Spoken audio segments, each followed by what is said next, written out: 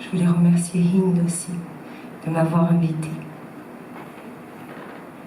J'ai pas eu la joie de connaître Abdelwahad Medeb, mais j'ai le plaisir de le rencontrer à travers ses écrits, ses carnets de voyage.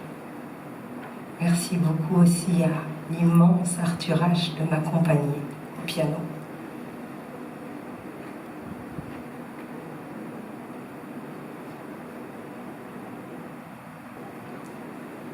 Je vais vous lire un extrait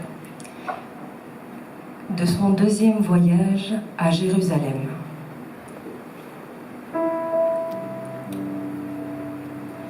L'attention de l'être.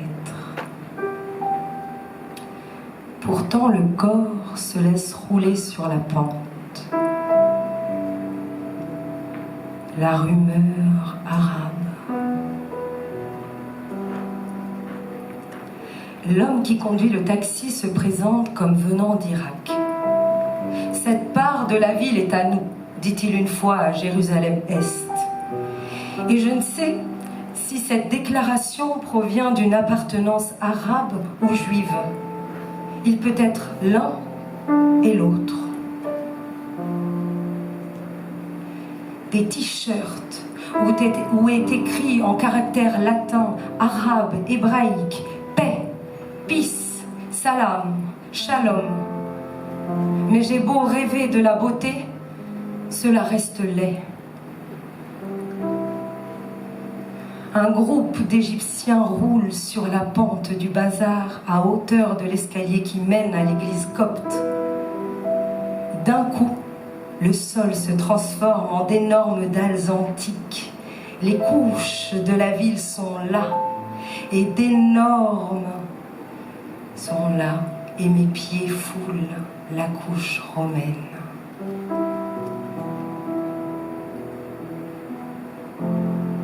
L'imbroglio de la ville.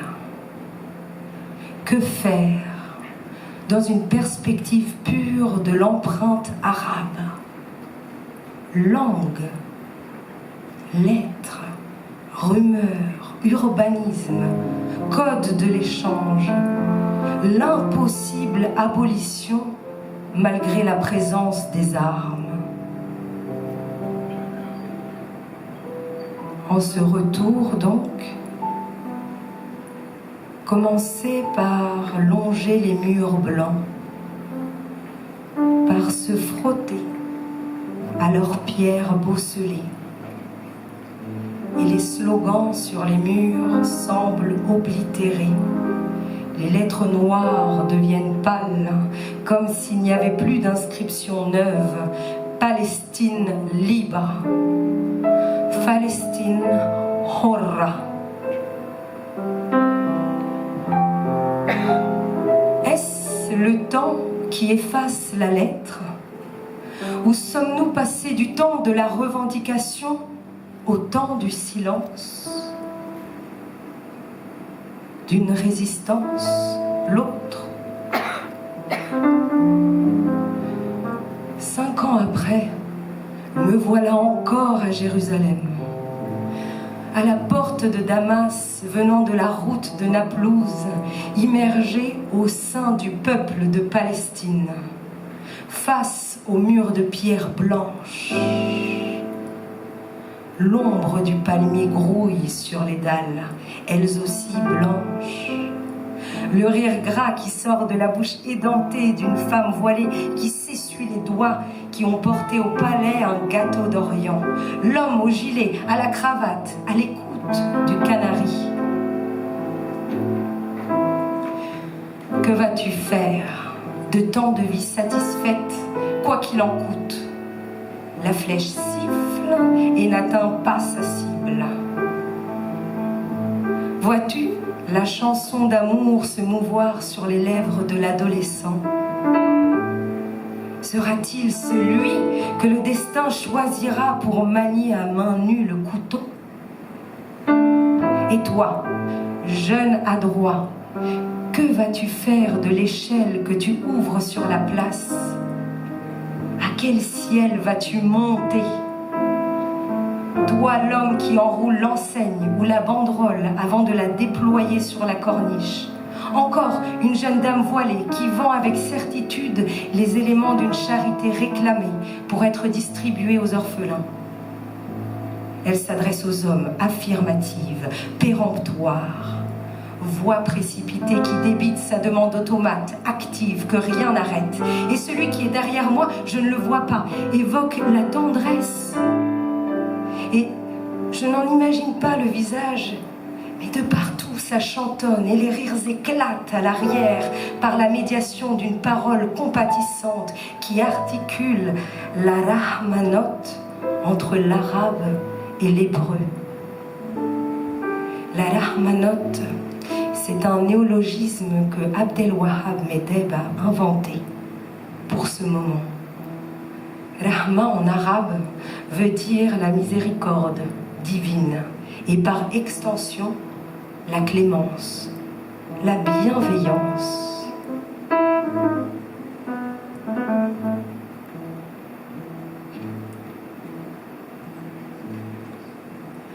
Un peuple se défend avec ses moyens, tragiques de l'histoire. Tâche immense dans l'écart entre le présent et la mémoire. Un peuple, avec ses humbles moyens, se défend. Il sait que ses pas se reflètent sur le miroir des dalles luisantes, lézards au soleil, sachant que les sens ne suffisent pas pour se défendre contre la violence de l'État occupant, de l'idéologie exclusive qui rend fou un autre peuple fou, qui fait payer comptant toutes les souffrances qu'il a subies le long des millénaires, grisé par la victoire après tant de siècles où sa lance était brisée. Les visages disent sans parler la naturelle résistance. À l'ombre des voûtes des coupoles où scintille la lettre qui refuse de donner un fils à Dieu, qui rappelle le voyage nocturne de la mosquée consacrée à la mosquée de l'extrême, à l'ombre de l'olivier, du cyprès.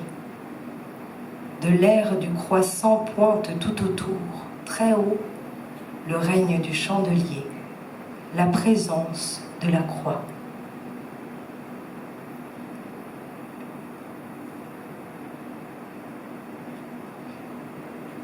Pour l'heure, l'esplanade reste consacrée aux Mahomédiens qui donnent voix au Coran.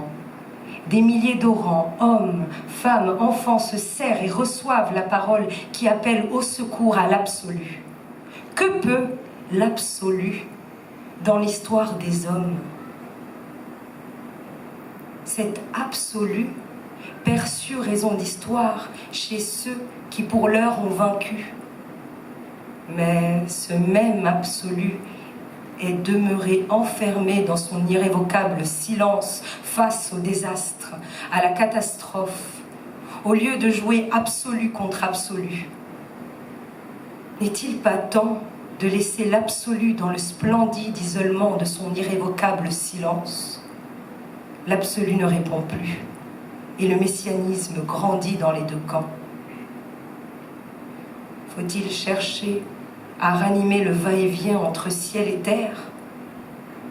Ou n'est-il pas plus raisonnable de ramener le livre qui témoigne de l'absolu vers le temps de sa naissance, où l'aller-retour entre ciel et terre animait les lèvres, réchauffait les cœurs pour le relire aujourd'hui dans la logique de notre temps par laquelle s'éclaire le moment de sa formation?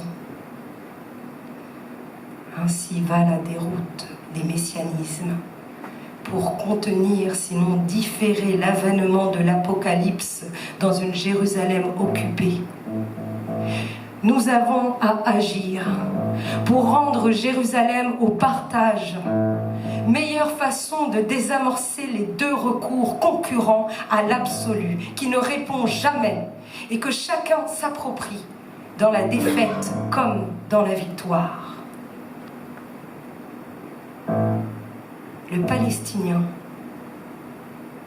qui tourne le dos au monde tant que la Palestine n'aura pas d'État. Merci.